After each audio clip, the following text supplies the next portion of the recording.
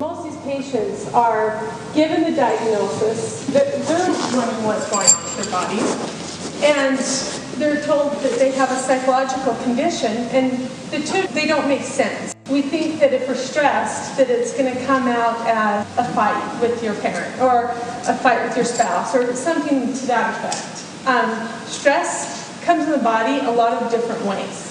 Physical stress is, I think that they really pointed out. And I think it's important. We not go on a big manhunt for psychological trauma, as Dr. Rickards said, if the patient doesn't feel like it's there. These patients that you are getting, by the time you guys are getting them, they have been through a system a lot of times for several years and have been treated horribly. That is the point that I think that you have to realize, is that they have been, if they didn't have any psychological trauma before, they have it now. I can guarantee you they have it now. I think all illness is based on the human experience. You don't treat cancer, you treat the patient, and you hope the cancer goes away.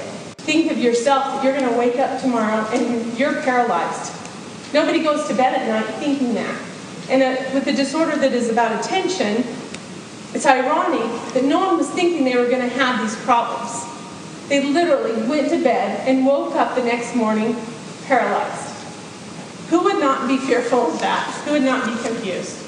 Our organization takes these men, these women, these children, and we give them a place that they have a voice. A lot of them have been lied to. They feel like they've been mistreated.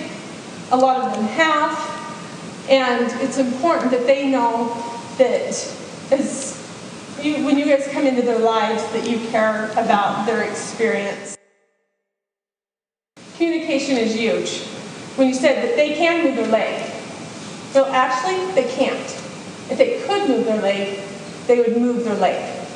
They are capable of moving their leg, but at that point in their time, they can't, and even they do not know why.